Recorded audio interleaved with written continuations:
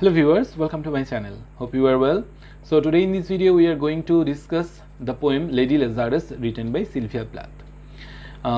Actually many of you have requested me to do this poem, but because lack of time I was not able to do so. So today in this video I am going to discuss the line by line analysis of this poem. So before going to the line by line analysis, let me tell you about the publication history. This poem was written in 1962 at the time when she had or we can say Sylvia Plath had experienced the poetic or poetic creative burst in herself. At that period in 1962 actually she had composed this poem, and this was published in the year 1965 in the collection named Ariel. Okay. So this is the publication history.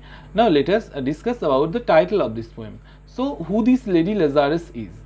Is there any special character, or we can say any mythological character or any fictional character or any historical character named Lady Lazarus?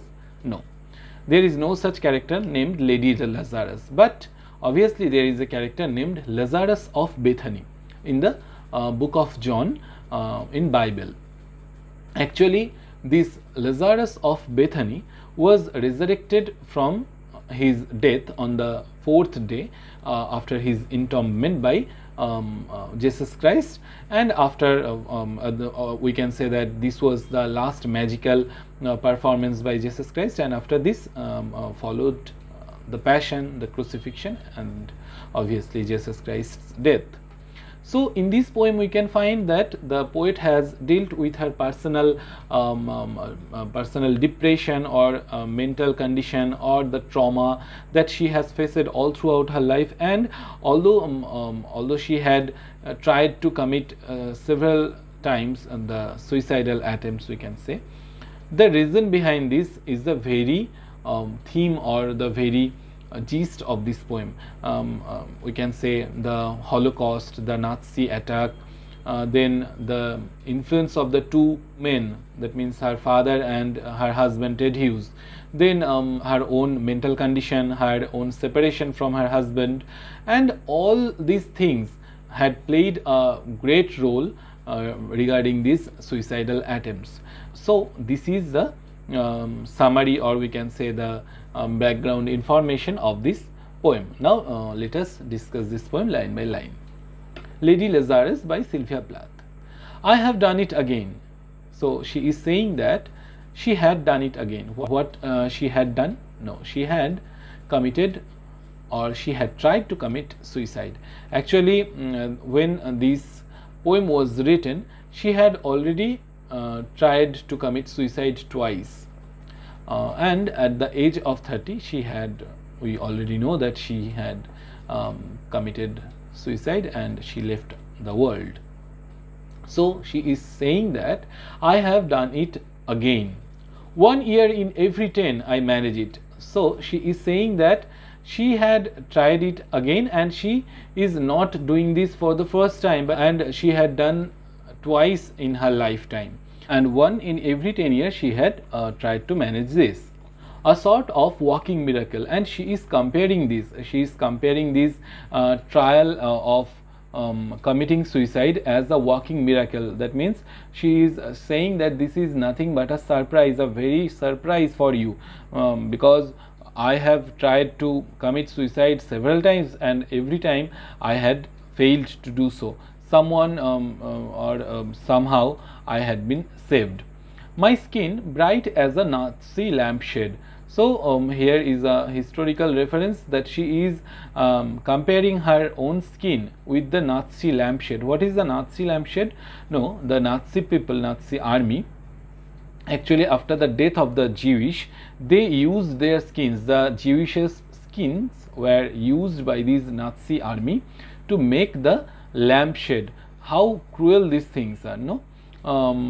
Actually this is reference to death only. Okay, so she is saying that her very skin is very much bright, and at the same time she also says that it is already dead. My right foot a paperweight.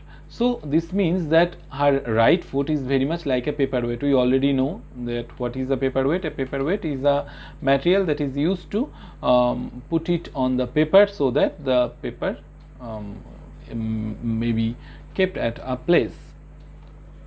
And her right foot is very much like a paperweight. That means it has become so much heavy and so much painful that she cannot carry it with her own body. And we can say that this is a reference to death also, to her own pain also. My face a featureless, fine dew linen. Fine dew linen is a reference, we can say that this is referring the fine clothes, or we can say the wrapping element that was actually used at the time of Jesus Christ's death, and as well the Lazarus of Bethany's death. Actually this is the linen, this is the fine linen that was used to mummify Jesus Christ's body and Lazarus of Bethany's body. Okay, so she is saying that my face are featureless, that means completely lifeless, there is no life in her face. Peel off the napkin, O my enemy, do I terrify? So now she is saying that please make me uncover, or take out this napkin, O my enemy. So who are these enemy? She is addressing them as her enemy because she is saying, if you would be my friend, then you would have helped me to die, or you would have helped me to kill myself rather than calling me to life. So she is then saying, do I terrify? Am I terrifying you? Am I making you afraid of me? The nose, the eye pits, the full set of teeth. So here we can see that she is saying that her mundane body, her earthly body is started decomposing, and the nose part, the nose area, the eye pits and the full set of teeth. Actually we know that after death, after being mummified or after being buried inside the cave of earth, there the full set of teeth remains for a much longer time than the nose and the eye pits. So she is saying that every part of the body of the poet has started rotting inside the burial ground, and the sour breath, there is smell in her breath, and she is saying that it will vanish in a day. She is saying that it will obviously be vanished in a day, because very much like Jesus Christ, who resurrected Lazarus of Bethany, after the day of his resurrection, Lazarus of Bethany, everything became normal, and very much like that the shower breath from the decomposed body of the poet will obviously vanish after her resurrection. That means everything will be normal again. Soon the flesh, the grave cave 8 will be at home on me. So she is saying that the flesh that had started rotting because of the grave cave, or we can say because of the earth, that will be once again compensated, or we can say that will be once again on the bone or on the body of the poet, and once again I will be a smiling woman. I am only 30, that means she is just 30 years old, that means she is quite young. And like the cat, I have 9 times to die. So here she is comparing herself to the cat's life. Actually it is said that the women's life is very much like that of the cat, as per the sociological believing system, and it is believed that the cat is gifted with 9 opportunities in their life. So the poet is saying that I have 9 opportunities to die, that means I have 9 opportunities before succumbing to death. And in the next line, this is number 3. She is saying that this is just trial number 3, so I have 6 more times before my death. What a trash! She is saying that this is completely a trash to annihilate each decade. So she is saying that each decade, each 10 years that I am trying to kill myself is just a trash, is just complete waste of time. I am just wasting my time. What a million filaments. Now in this next stanza we can say that the poet is moving to some other setting or other venue type something. What a million filaments. Filaments means the metal, or we can say the thing that can be found inside the bulb, inside the light that actually glows and gives us light. So there are millions of filaments, there are millions of lights. So we can understand that the poet is referring to some circus or some live performance like something. The peanut crunching crowd. So there are the crowd, there are the audience who just love to eat peanuts. They are there eating peanuts and they are watching the show. Shoves in to see. So they are shoving into see. They are just there to see something. They are just there to see the show. Them unwrap me hand and foot. So she is saying that then please unwrap me, uncover me of the Jew linen, of the mummifying cloth that is around me, and make me completely naked. The big striptease. So she is saying or she is comparing this uncovering or unwrapping with the striptease. Striptease is actually a sexual performance where a man or woman just takes off his or her clothes one by one to give sexual pleasure to the audience. So she is comparing her unwrapping with the striptease. Gentlemen, ladies, she is referring to them as gentlemen and ladies. These are my hands, my knees. I may be skin and bone. So in this stanza she is saying that the audience must be very much disappointed to see that there are just her hands and just her knees. There is nothing else, because she is saying that I am not so much of good figure, and she is saying that she is just skin and bone. That means she is very much thin and there is nothing to have some sexual pleasure. After unwrapping there is nothing to see before. Actually the thing that we want to see in a striptease, that is there is nothing like that. Nevertheless, I am the same identical woman. The first time it happened I was 10. So she is saying that I am the same identical woman whom you wanted to unwrap, and that is me. The first time when it happened, that means that the first time when I tried to commit suicide, I was just 10 and it was an accident. So she is saying that it was not intentional but it was accident. But she tried that, she had the experience of suicide. The second time I meant to last it out and not come back at all. So in the second time, in her second trial, or in her second trial of committing suicide, she is saying that I wanted to last it completely out. I wanted to completely finish myself, but you have already taken me back from that condition, and I didn't want to come back at all. I rocked shut. So I have shut myself inside the cell to kill myself. As a she-shell, they had to call and call. So she is saying that you have to call a lot to call me outside the cell. She actually locked herself like a she-shell, and the outsiders had to try a lot to call back her to life, to bring her back to life.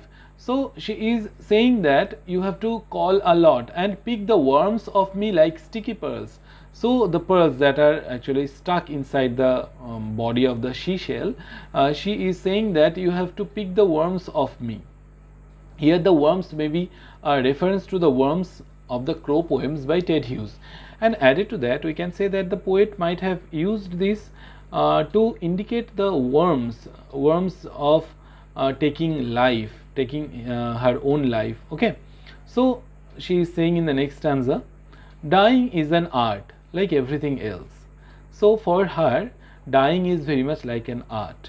I do it exceptionally well. So she has said, she is sarcastically saying that dying is very much like an art and I can perform this art very well.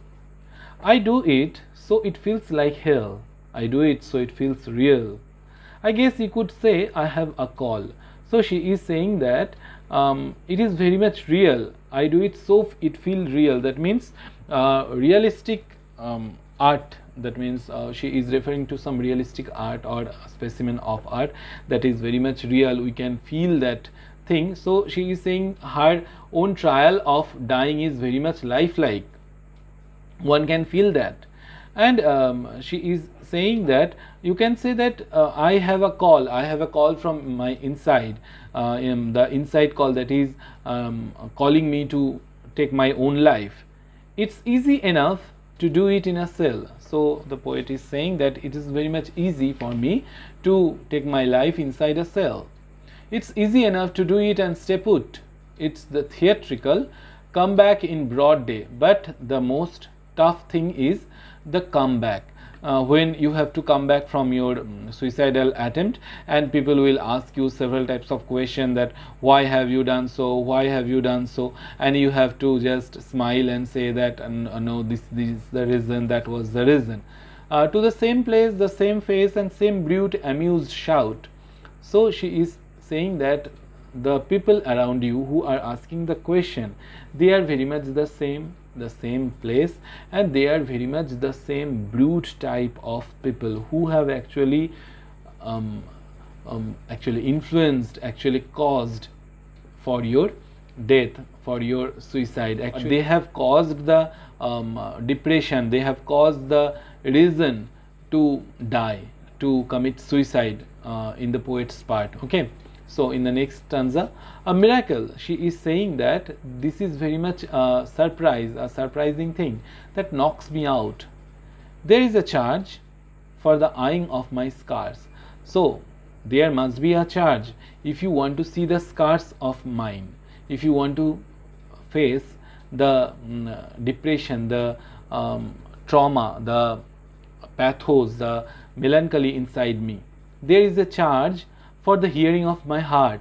If you want to hear my heart, that it really goes, that means she is really alive. She is saying that if you want to experience that if I am alive or not, you have to pay me a charge, because this is very much a miracle, very much a wonderful thing, a surprise, because a man or a woman who is trying continuously to take off her own life and is just getting failure every time, that is not at all, do you think that is not a thing of miracle? Yes, it is a thing of miracle as per the poet. And there is a charge, a very large charge. So she is saying that the charge must be very lump sum for a word or a touch or a bit of blood. So if you want to hear a word or a touch of mine, you must charge me a lot, or a piece of my hair or my clothes. So if you want a piece of my hair or some bit of clothes from me, then you must pay me, and it must be a large one. So her doctor, so her enemy. H-E-R-R, her means Mr. in German. In German language, her means Mr. And the doctor, written D-O-K-T-O-R, is obviously the German spelling of this word doctor, D-O-C-T-O-R. Okay. So this has the reference again to the Holocaust and to the Nazi army. Actually, these German doctors, these Nazi doctors, helped or treated the Jewish people to their life so that they can torture them more. And at the same time, she is saying that her enemy, Mr. Enemy, she is addressing directly to the enemy, to her enemies. I am your opus. She is saying that I am your opus, I am your prize, I am your valuable, I am just very much like a valuable thing, I am very much like a valuable mundane thing. Now, I have no such humanitarian values in your eyes, and I am just something like a mundane or something like a physical thing. The pure gold baby, I am just like gold before you, that melts to a shriek, I turn and burn. Do not think I underestimate your great concern. I don't think I am not more something than gold. a gold is only a piece of jewelry or a piece of metal that can be burnt and that can be turned into some jewelry. And very much like that, my own condition is very much like gold. I can be turned, I can be burned, and I have no such values in my life before you. Ash, ash, you poke and steer. So she is again giving a historical context here. She is giving the example of the Nazi army who actually go to the graveyard to search for the Jewish people's ash, and they search for their flesh bone. There is nothing there, and she is saying that this Nazi army actually goes to the burial ground or the graveyard of these Jewish people, and they search for the gold and for the flesh and bone. But she is saying that you will be very much hopeless, that there is nothing. A cake of soap, a wedding ring, a gold filling. She is saying that you might be using the fat of this unburned body of the Jewish people to make some soap out of that, and you might have find the ring or a wedding ring or gold filling from inside this ash of these Jewish people. But with me there is nothing like that. Her God, her Lucifer, beware, beware. So she is here addressing God and Lucifer, that means God and Satan, as Mr. Mr. can be addressed to a man, not to God or Satan, but she is saying that God and Lucifer are very much like human beings to her, and she is alerting them to be aware. But she is saying, beware of my power, beware of me, because you have done so much bad to me, and now it is my turn. Out of the ash I rise with my red hair, very much like the phoenix bird, the mythological bird phoenix. I will rise out of my own ash, and I eat men like air. And she is saying that I will blow all of you off, and I will take the revenge on you. So here the poem ends. Actually, at the end of this poem, we can understand that she is showing her hatred towards the men who actually had caused her sadness, caused her depression in life, and is saying that you men are the only reason behind my problems, and you have to pay for that. If I will be rejuvenated, if I will have another life, or if I will come after this suicidal attempt, if this third attempt will also be failed, then I will show you my own true self, and I will take all of your life. If this helps you out, then please give it a like, do share with your friends, and don't forget to subscribe to my channel. Thank you for watching this video.